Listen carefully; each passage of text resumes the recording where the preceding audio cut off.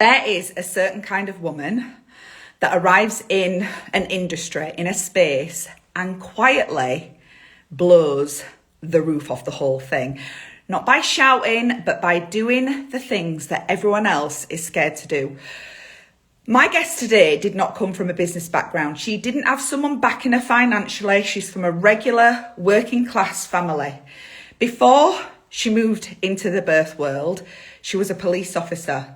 She was working shifts. She was fighting crime. She was fighting patriarchy and dealing with trauma and systemic racism every single day and wondering, is this it? Is this really the life that I'm meant for? Is this what I want to do? Fast forward to today, she is earning multiple times what she did, excuse me, in the police force. She's supporting women and families on their terms. She's become the doula that other doulas watch and think, oh my God, maybe I could do that. What the fuck? And today we are going live, not to have some cozy little chat about birth work. You are going to hear a masterclass in breaking the rules that women are told to follow. Building a doula business that actually pays well and makes you feel good about yourself. Reinventing your whole entire identity. If you are watching this, you are in for a treat. Get comfortable because you are about to learn from a woman who has proven over and over again that limits don't exist. And she's my client and I get to talk to her all the time.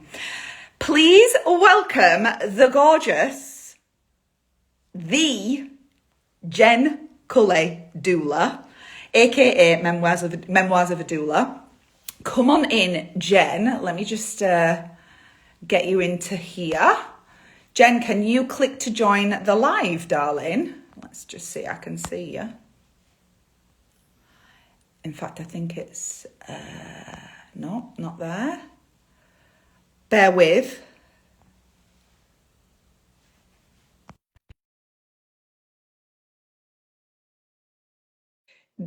I know that the conversation we're about to have is going to, it's basically going to be pure gold and more or less the kind of thing that you should be paying for. Jen, the Jen Culley. I'm here. Welcome. Hi. How does it feel listening to your intro? Oh my God. It's crazy. It's crazy, especially thinking back to the police, which, if I'm honest, sometimes I kind of forget that I ever did that, which is weird because it was a really big part of my life. But Yeah. yeah. Amazing. So I've got questions here. That's why I'm looking over here to get my questions so we don't go too far off topic. So not everybody knows you. Which, I mean, what the hell? Fuck, why?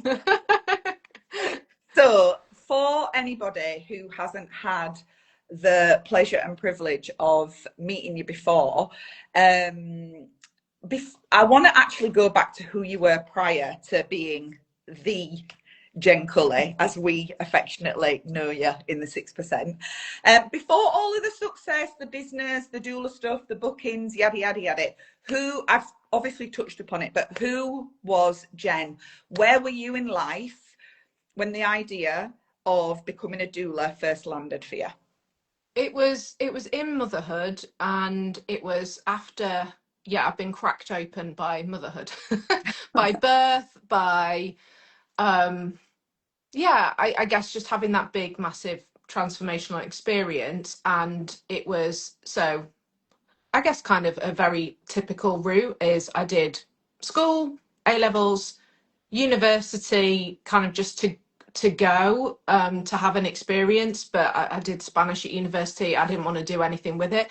And then I was like, what do I do?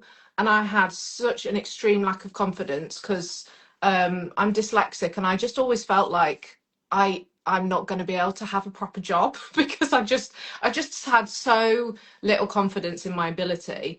And my granddad had been a police officer, and it was kind of like in the village that I lived, there were a lot of police officers, and I thought that is a job where they train you from scratch. I don't have to go in knowing anything. And that suits me because I don't feel like I can offer anything unless somebody shows me what to do. Mhm. So that started that.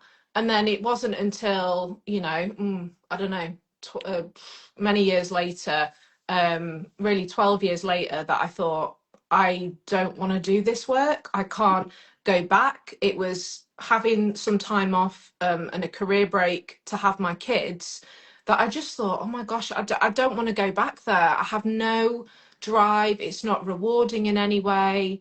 It is, what am I doing with my life? Mm. And then it was like, well, what can I do? And found that really hard, because I thought, well, I can't really do anything. Like, and I just started to explore some options, and something came up. It was a course for like breastfeeding support, and that's where it all started. Wow. But there was so much that needed to happen from that point, because I was still really had a lack of confidence. Mm. I bet people, because I know there are people on this live now that know this version of you. I bet they can't believe that you had a lack of I confidence. know. And as a child, I was so painfully shy. Painfully shy. I would blush all the time. I hid behind my younger sister. She was the confident one. She was the one in like the school plays, and I was like the little quiet one. I just, yeah, I have had a total revamp, if I'm I honest. think you've had like multiple revamps at this point now. You're like the identity shift queen, basically. But like, I think when that happens, I don't want to sidetrack too far, but I think when that happens, those identities already existed. We just had to meet them, kind of thing. Do you know Yeah, what I mean? So, yeah. thinking back to when you did decide to make that leap, did people around you think you were crazy? Did you have a lot of support? Like, what did that like feel like? How did you navigate that side of things? It's tricky, because in my family, my mum doesn't follow me on here, so she doesn't have Instagram, so it's safe. Um, there was very much a thing of like, and it really did damage me, if I'm honest, that when you have kids, you stay at home and look after them. So there really wasn't an expectation of like, well, you need to get back into your career. Like, that's the way we do things around here. It was like, no, this is you now. And I tried that route, and I definitely was a stay-at-home mum for way too long. Yeah. Like, I exceeded my limit. Um, really did. So there wasn't, in terms of like support from my wider family. It was just like, oh, that sounds interesting, and it was fairly supportive, but there wasn't, I don't know, it wasn't much. My husband Damien has always been the most, just like, he supported me so, like, I can't even describe it. He just basically does whatever I need him to do. I think that me and you found like the best kind of men, didn't we? In Yeah. fact, I bet that there's a thread running through the most successful entrepreneurs that really like are able to stay the distance, you know, and that whole like behind every successful man, like it's totally the other way around. Oh my God, 100%, 100%. And he's always supported me. So there was no question, when it came to like, not only was I not earning money because I was on a career break, but I went back to uni to do a foundation degree. And Yeah, because I'd already had the full student finance, like, I come from a background of a working class family, yeah, where when I went to uni, my dad was unemployed and my mum was a childminder, and I got all the loans and whatever available. yeah, But once you had that once, you can't get it again. yeah, So I had to pay for tuition fees to go to study. And I had no income at the time. But yeah. he was like, yeah, well, there was no question about it, because if I'm honest, I've always like been the one to do the finances. I was like, I'll sort this out. I will make it work. I bought and sold so much stuff on Facebook Marketplace to make money. I used to go into town to do food tastings to earn 15 quid. I would literally do I whatever it used to do took. those like focus groups and stuff Yeah, like that. yeah. And you did like taste like it was great when it was a bit of chocolate. When it was like garlic bread, I was like, no, I don't like garlic, but whatever, it's 15 quid. I just made it happen. And it's funny, because I think my family have been really surprised, because they just assumed this was like a little side thing. There's still a little bit of that, because people don't people just don't assume that in this line of work that you can earn an equivalent to a full-time salary. Like they just, and that's not through like not believing in me. It's Yeah, just the cultural norm, isn't it? That totally. women doing things like this, well, that's like a little side thing and a little Exactly. hobby. Yeah, totally. So if you think back to the beginning of your doula business, that the first versions of it, like what did it look like back then? Yeah. And like, what did you have to like change and adapt to actually get it to the, I mean, this is a very big question. What, like, what did it look like to start with that you realize now, oh my God, like that had to go out of the window so quickly in hindsight? It was, to be honest with you, like from the beginning. So I did a course, and I instantly, within the course, was feeling limited. I was feeling the limitations, and I was like, Yeah, I looked at what that. I knew that the somebody involved in that was a doula. Well, obviously, that there were doula training doulas, and I looked at the fee, and I was like, hang on a minute, what? that maths is not mathing. That I think at the time they were maybe charging something like £12 per hour for postnatal support. I This don't isn't even. that long ago. This is 20 at the end of 2021. And I was just thinking, no, that doesn't make sense. And I already knew that I was going to be basically go rogue. I just knew it. The course that I I love it. I just knew I was going to go rogue. That is the quote. I was just like, this is, and to be honest with you, it was, my mind was opened. It was when I was doing, I did at the University of Worcester a foundation degree called, oh God, I've forgotten what it's called. Anyway, and it was about childhood, like, education and breastfeeding, stuff like that. Yeah, And that was an amazing course, and it opened my eyes. It opened my eyes to like the patriarchy, systemic conditioning of women. It absolutely massively opened my eyes. During that course, I got pregnant, which was an unplanned pregnancy, a third baby, which like I'm not necessarily the type of person that would have three children, but I have three children apparently. And it was like having that pregnancy. I was like, okay, let's see what we can do here. And I totally transformed. Like I had a home birth with an independent midwife who just stood in the corner and didn't do anything, and that was my dream. yeah, And it made me to start to see the injustice within lots of systems, not just the maternity system, but other ones. So when I went into this training after I'd been an antenatal teacher for a few years while my kids were really little, I was like, nah, this isn't quite right what you're saying here. And that trend continued. So I got into like maybe like big Facebook groups that are support, and I just, because you go to places where you're like, I want to see how people are doing things. This is yeah, new.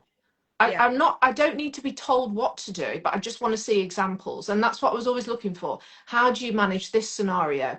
And from the beginning, before I'd had any clients, I didn't like what I was seeing. yeah, I was just like, I was like, wow, like what? Why would you, how is that viable? Why would you do that to yourself?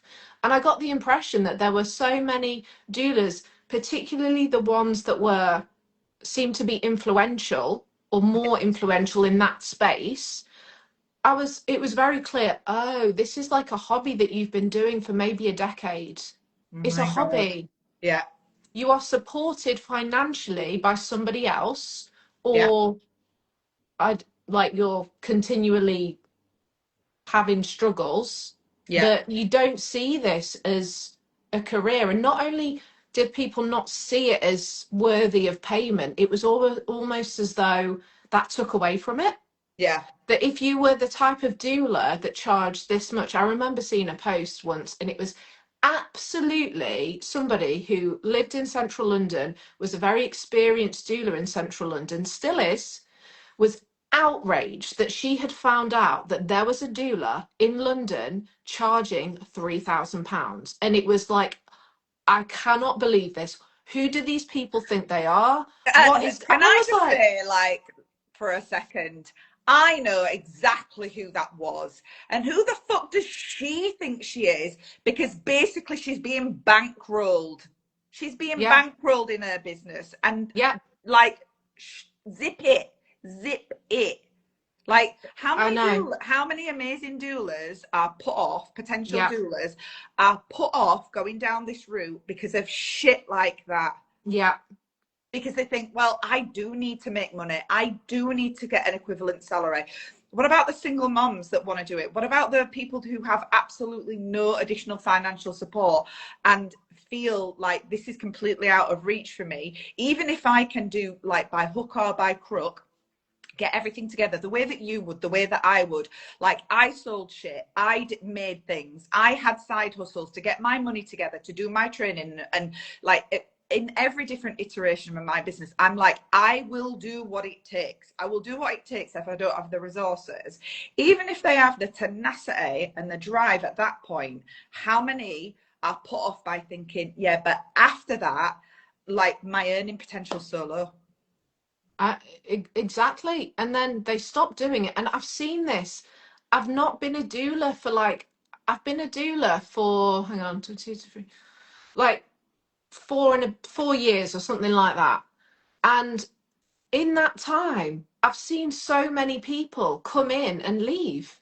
The people that were doulas, yeah, there are some absolute legends, especially in my area, that were here when I started and they're still going Yeah, strong. And that's why we have such a strong group in our area. And it's actually really important because what I see is having that rooted, there's some doulas here, they charge well, they take this stuff seriously, they prioritize community. it sets the um tone.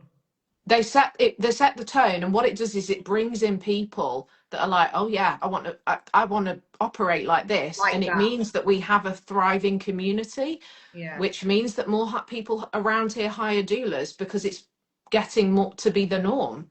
um yeah, but when I started, I definitely saw so many people coming in.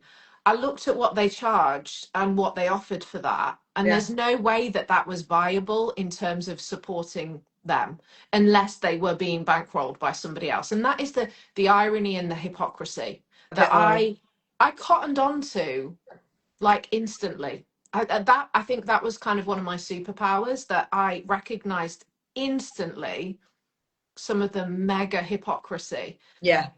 which in a nutshell is, pregnant women, you can claim whatever you want. You are worthy. You can have the type of birth you want, get the support that you need, because this is your life and you deserve whatever you want. Doulas don't charge too much, don't But take me, on yeah, but too you, much. no. Get back in the Mm, box. yeah. Exactly. And I was just like, do people not see this? And it's still going on. It's still going on. And I think it always will, because That, I think you're right. I think you're right. But I think the trick is to not be distracted by the noise, and that's not always easy. I've got a question that leads on from that. So you've talked about what you noticed early on, and yeah, you were like, hang on a minute, like, the maths is not mathing over here, and that's not going to work for me. Which kind of gives the impression that you set out of the gates, you had your shit together, you had it sorted, you knew what you were you knew yeah, what you were doing and all of that. As you sit here now and think back, there were mistakes that you made. What were the mistakes that you made early on that where, at a certain point things clicked? We know that had clicked. What mistakes do you think you still made despite having this, like, superpower of, like, observing what's happening in our, I hate saying industry because it's not an industry, but in yeah, our niche, in our yeah, realm of work? yeah. What were your early mistakes? I said yes to pretty much everything. Right. And it was from a perspective of, well, I was trying to delude myself by saying it's an opportunity, it's an opportunity. I don't know when the next booking's going to be. So something's come in. It's not ideal. Really know if I want to do it. But I'm going to say yes because I don't know. Like, I have no way of creating a very predictable income. But the truth is, that's always going to be the case. Like that, my clients that I'm going to be supporting next, I don't know, summer, autumn, they're not even pregnant yet. Exactly. So there's always going to be like, I don't know what my earnings are going to be at the end of next year. And I had made the mistake of seeing that as a kind of it, and it put me in a space of lack, really. Yeah. If I'm honest, like I was at the time, I was trying to make it out to be abundance and look at all this work I'm doing. But I think it's somewhere in one of my stories. I took a photo of one of the page before I transitioned. I mean, Lisa, you did push me to transition to an online diary, which was a hard thing for me to do, but I've never looked back. But when I had my Filofax, I remember looking at a day from, I think it was 2022, and a week, and I was like, what was I doing? It was so crammed. It was crammed like to the rafters, and I was in total burnout. I was overgiving. My boundaries were awful. Yeah. I had the one of the most I mean, it's really funny, but I had one of the most trickiest clients ever. Like the peak was cleaning dog wee out of a handbag. Like that's the peak. Oh my God, don't. Oh, Jen, I've got a meeting. Can you just deal with this? Um, like, okay. And but it makes a really good story, so I'm It kind of makes glad a it really happened. good story. But yeah, that was like the okay. When I say the peak, it was also the low. The valleys. That was kind of a low moment where I was like, "What am I doing here? I don't want to be here anymore. I love it. Why?" Um, Also finances. You know the journey I've gone on with finances. That was some like, and I shared this recently on my Instagram. That was something that was I don't know, it was just all over the place. I had no separation. I everything that came in, it was like it was virtually spent before it even came in. Yeah. I lived on kind of credit, as in I'll put everything on a credit card and pay it off next month. That's next month's problem. Yeah. And again, that was I in my mind was telling myself, "Oh, this is abundant," but actually, it was everything was coming from a place of lack because Yeah. it was stressful. Mm. You have, I mean, like, there's been obviously you've gone on like a massive transformational, like, roller coaster. Let's not call it a journey, roller coaster at times. But you've got like you've done the work. Like I always I say like Jen is a doer and a decider. She decides, or a decider and doer probably. She decides and then she does it. You're an implementer. You do things like even when it's hard, even when it's confronting, even when it feels like way outside of your comfort zone. Like everything that we've gone through, both in coaching, in 6% programs, all of that stuff. You are the one who goes through it letter by letter, module by module, implements, even when it's scary. Like Yeah. you said at the beginning, you are not you didn't feel like a confident person starting out, but I feel like you have got courage in abundance. You've got courage like no one else pretty much that I've ever met on this kind of journey. Where does the courage come from? That is a good question. I just feel like I do have a drive. I am like maybe would be considered a high achiever, which is really funny because it's at odds with the way I felt at school. Uh-huh. Like I felt in a way, I actually feel like being dyslexic, which was not picked up until I was at university. Right. And then when it was picked up and I got extra time in exams and I got support with my Yeah. structure and my essays, it made a massive difference. Mhm. But I feel like I've always had to, because I had that challenge when it came to writing, which, let's face it, when you're at school is a big part of everything, is Yeah. writing. Yeah. It's not creativity, it's No. writing. Yeah. Yeah. And I feel like because I had that challenge with that, I just to kind of mask it, which is what I see my children doing, because they're Mm. one of my daughter's dyslexic. I had to just, I think, push really, really hard, and Yeah. I think I was almost used to just really feeling a bit scared, but having to do it anyway, Anyway. and that is how I mask that I am struggling. And Mm. then actually, when it came to it, and when I left school and when I started this work, and I realized the stuff that you do in school is a flipping waste of time most of the time. I was in no way set up for running my own business. But No. actually, the inherent skills that I had for running a business, they weren't that encumbered by my dyslexia. If No. anything, maybe my dyslexia, like the fact that, because it's not just a bad thing, it's not just a negative thing. I think it means I'm hyper focused in some areas. Yeah. Yeah. Yeah. Yeah.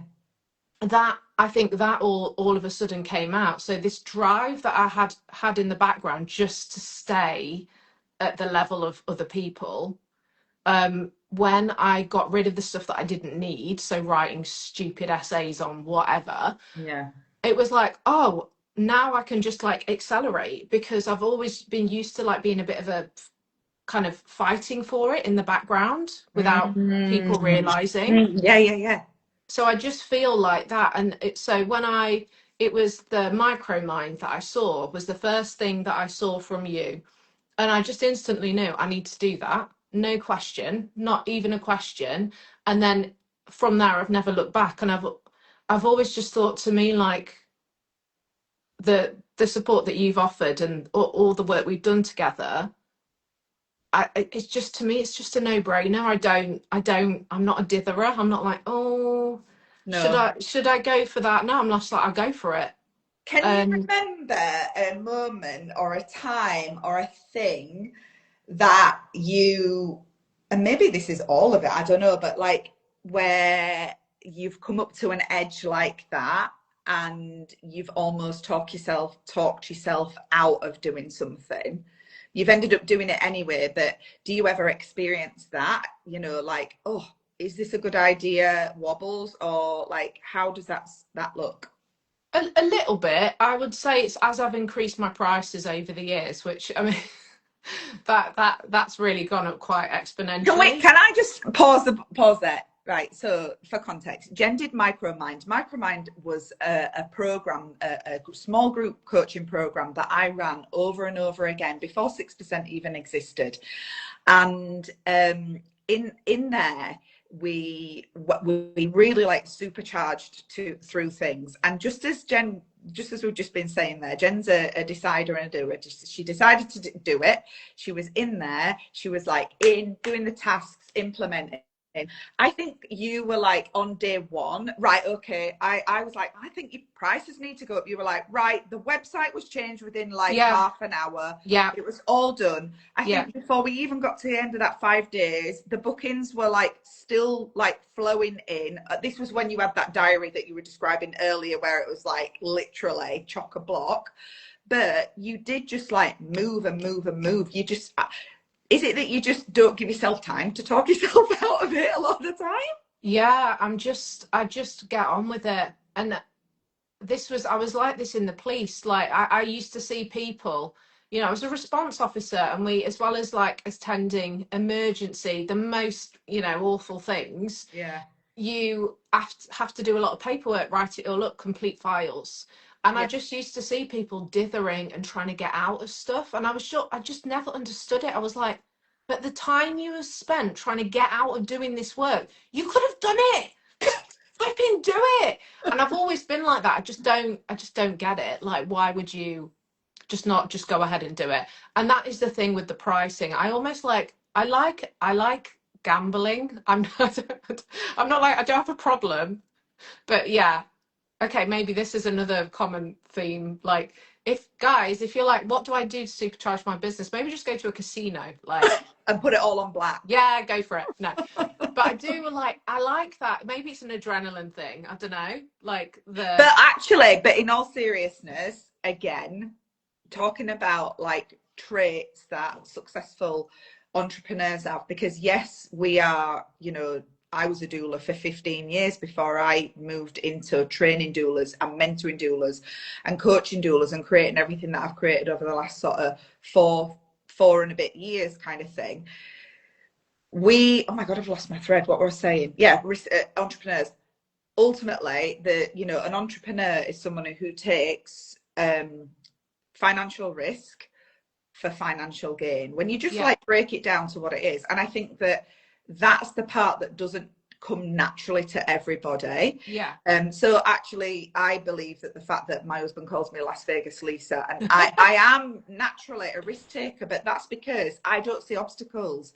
I see opportunities. I'm like, that is a way that we can, get something that we don't have, grow something that we want to grow, make more money, whatever it might be. It's not always necessarily about a risk that is a financial risk. Sometimes the risk is risk of like trying something, putting yourself out there, giving something a whirl and feeling like, oh my God, maybe it didn't work, refining. Like risk taking is not in everybody's DNA. Some people, for many reasons that we could go into in depth, but ultimately, when you take more risks, you give yourself more proof that you will survive the other side of it, even if it doesn't work out how you hoped. And so that just gives you that increased confidence to be like, right, take another risk. And those things just compound, not just in your own ability to feel confident and courageous with that, but in terms of the actual results. Yeah, completely. And I just practiced what I preach when we did a doula focus. Can't remember when it was, like maybe at the beginning of the year. And in that, there was some things coming out about pricing, and it was like, right, let's just everybody just increase our prices. Let's just do it. And I was like, I'll do it too. And I was just like, all my packages are going to go up by £500. Yeah, I'm just going to do it.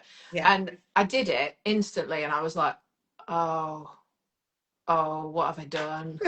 It was so funny. And then I this is the first time this has ever happened. I lowered it, so my increase was only 250. And then 2 days later, I was like, what the hell are you doing? And then just put it back up. That was the doubt. That's the only doubt I've ever had in like changing my pricing. And it was like for 2 days. And yeah, I just feel like if there is an opportunity, and again, that is, I think my expenses in my business last year were honestly more than what some doulas believe they are capable of earning. Yeah. And that they were my expenses. And I I like to spend money. It's always been a challenge. Sometimes it has been an issue because it's meant, like in the past, it's led to irresponsible spending and then feeling stress. But I've tried to kind of really, really work on that. You know how much how much work I've done on like money mindset. Yeah, totally. With your support. And yeah, sometimes I just need somebody I'm like, I look up to, that I'm like, this person knows what they're doing. If they say, right, what are you doing there? I'm just like, yeah, instantly I'll just change it. Yeah. Because I don't know, I just see it as an opportunity. And what, rather than be like a big spender, what I do now is I feel like I'm a big investor. Yeah, That's exactly. how, There's such a difference, isn't there? yeah. And that's how I've kind of changed it. And it isn't just about doing the things that you can be like, okay, strategically, I know that this could then bring more money into my business or bring more clients or whatever. It's more about hang on a minute, if I am telling women to invest in themselves by hiring me, like I've got to invest in myself. Yeah. That's embodiment. And I found that like the best bit of homework. It's like, oh, I'm going to have to invest loads of money in myself. Oh, what a shame. But like it is so it's so true. If people only look at what the messages that they are putting out to people that they want to work with and find out if their life, their business, their actions are in alignment with that, if they are willing to do the things they are telling other people to do, they will see a difference in what happens in their business. I guarantee it. I Yeah. absolutely guarantee it. Those things come back. It's like the law of compensation, you know what I mean? It literally is. I've got a question that kind of I feel like leads on from what you were saying there. People look at you and they're like, she's the shit, right? You mentioned the focus. I know, right? You mentioned the focus. Memoirs of a Doula is, you know, something that has come to life in the time that we've been working together. You are supporting doulas Mm-hmm. in their practices as well. The doula focus is one of the many ways. If you don't follow Jen, go and follow Jen, go and look at what she's got going on. But the doula focus is one of the ways that you do that. I think that there are a lot of doulas, and if you're on this live or you watch it back afterwards and you agree, please like put a comment so that we can see it, that see you as a pioneer. And I know that people think that about me and have thought that about me in my like career as a doula, as a trainer, as a mentor, as a coach, and all of those things. And sometimes it's a little bit like, who, me? Like, still for me, does it feel natural to you? Look, someone's already said it. Absolutely. Does it feel natural to you to be this like pioneer, this leading light, this force for change within our niche, our area of work, our, you know, in birth work? Or is that something that you've had to grow into? Talk to us about that.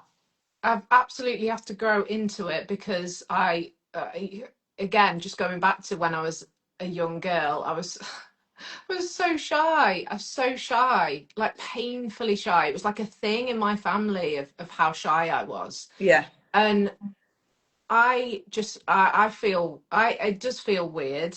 Like I had one person come up to me at school and say like, this was my doula, like Jen Culley doula Instagram, like, oh, I follow you on Instagram. I really love what you do. And I was like, oh, this is weird. Like, I just found it really weird. And I love going on about how I have hardly any Instagram followers, but that actually, as in, you know, I think it's like in total on my two accounts less than 2,000, Yeah. but it actually doesn't matter. I have a thing with injustice. I cannot stand it. Oh It my makes God. me so angry. I know. And I almost feel like with the memoirs of a doula stuff and like this idea of being a pioneer and getting it out there, I just can't keep it in. I Yeah. can't, when I see some of the messaging going out there to doulas, especially with like doula training providers and some of the things that they're saying, and that doulas that are fresh out of that training come away thinking that this is how they need to do things. Like having no idea that you could decide when you do your antenatal sessions, Yeah. you know, coming away thinking, well, what, surely I have to do them on evenings and weekends because people, and I'm like you've just come out of training and that's what you've been left And with. that's where we're at. I cannot stand the injustice of it. And I can't keep my mouth shut basically. I have to do something about it, even though it makes me feel nervous and sweaty. There's so many things that I post that I literally sweat because I'm like, oh God, it's like someone's going to see that, what they're going to think. But I can't not say it. And I just can't. And my ultimate thing is that doulas that come into the birth world and like they don't want to charge too much because they want to be really accessible, and they don't like they don't want to put themselves out there too much because they're not in it for the business, they're in it for the passion. And then after a year or two they stop doing it, they Yeah. go and get like a job somewhere. Yeah. I'm like, well, you're not supporting anyone now in the birth world, you're not supporting any families. Exactly. And I just, that to me is an injustice for them and the families, I everyone. totally agree. Whilst we're on the subject of like Instagram followers and stuff like that, obviously you are online. It is a place that you, show up for your overall visibility for both your doula business and also for Memoirs of a Doula. And it's so true. Like, numbers are nothing. I am hovering just below 3,000 followers. My follower count is always very slow and steady because basically I swear too much and I get shadow banned regularly by Instagram. It hasn't stopped me from making like a lot of money, basically. But your presence is obviously really strong on both arms of your business. Did that come easily, or like have you had to unlearn things like visibility? Just talk to us briefly about visibility. Yeah, I think you just have to do scary things. I think people look at my Instagram or what I'm sharing, or if I do like a story or a reel, and be like, oh, I couldn't do that. And I'm like, well, neither could I, but I just did. Like, no, I don't think anyone ever starts out feeling like, oh my God, I'm so confident. I know exactly what I need to say. And Literally. and it's like, don't let that sabotage you. Don't No, look at someone else's account and feel like, oh, they've got it all sorted. There's nothing left to say. Because doulas, we are following 1,000 other birth workers, but our potential clients might be following two. exactly. Like, they Yeah. haven't heard what you have to say, and what you have to say is really valuable. And also the thing that is has a real propensity to stop me is, I could just make it a bit more perfect. I could make it more polished. Mm, Do I want to post this one post now when I haven't got anything planned for next week?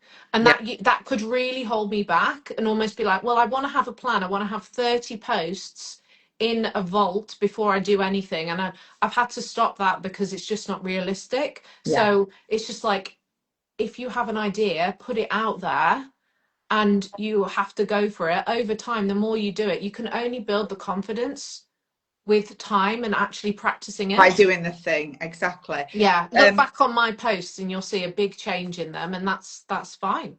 exactly. Courage comes first, confidence will follow, it will catch up. You're never going to be confident about things that you've not done before or not tried before. I am aware that my dog is probably going to bark soon because my husband will walk back through the door. So let us try and get through this couple of questions and then wrap things up. Cool. If you could teach every doula in the country / world one thing, what would it be?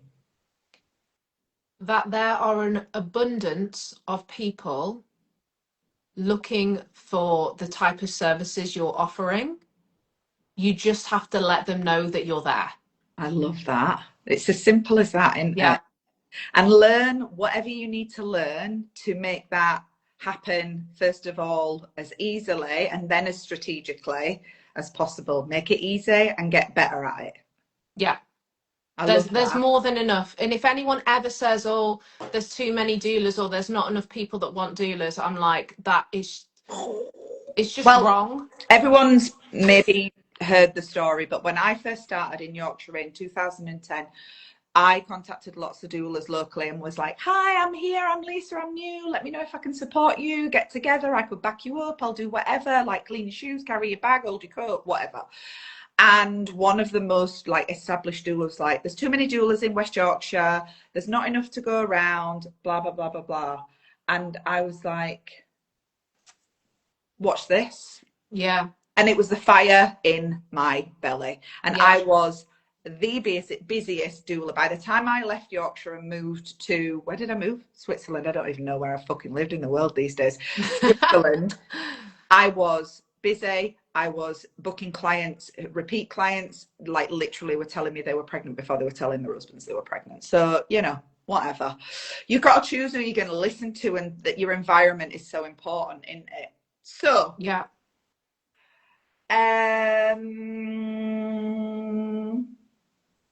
one last question. What belief had to die for you to become the Jen Culley? There's a limit to this work. There are no fucking limits. Only There's the ones no that you put on limits. yourself. Only the ones that you put on yourself. Yeah. I love it. I love it. Yeah. Right. So everything that Jen's talked about today, the identity shifts, like the growth, the, unlearning, the learning, the visibility, all the stuff. This is exactly what I teach inside my programs. Jen has been with me for 3 years now. Is Yeah. next year our third year? Uh, And then before that, in fact, I bet it's yeah, longer. yeah, yeah, yeah, yeah. Next year will be 4 years, I think. Is that fourth? Oh my God. Yeah, yeah, yeah. Yeah. So everything, Jen has gone through every single one of my programs, my money programs, my strategy programs, my mindset programs, my leadership programs, my content programs, everything, right? That is what I teach. And it's all available on Black Friday currently until next Monday. I never do sales. And the discounts are outrageous. If you want access to those deals, you can either comment on this live, steals or deals, don't really care, or just send me a DM or check out the link in my bio and you'll be able to see those. The fast action bonuses that included some one-to-one sessions with me all went really, really quickly, but I decided today to put 2 more one-to-ones on there, so you could be having a one-to-one session with me. And on top of that, you need to go over to Jen's page because the doula focus that she mentioned is in her Black Friday sale as well. If you want to work with the living legend that is the Jen Culley doula, go over to Memoirs of a Doula, have a look on there. She's got an outrageous offer on that as well. So between us, you can learn from either of us. And the sky is not even the limit for your doula business, for your coaching business, for your midwifery business. This, this shit works across the board. It really, really does. So thank you, my darling. Thank you. Loved it. I absolutely loved it. If you got to the end of this, drop us a little heart. Let us know what you take away from it and all of that jazz. And so much gratitude for you. The Jen that was full diarrhea, like, oh my God, what's going on, to, let's just say, her swanning about era, which we are absolutely here for. The diary, Yeah, I love the a swan. electronic diary swanning about era. Yeah, that's me. You'll find me swanning around Leamington Spa. I love it. Love it. All right, darling, I'll speak to you soon. Bye. Bye, everyone. Thanks so much.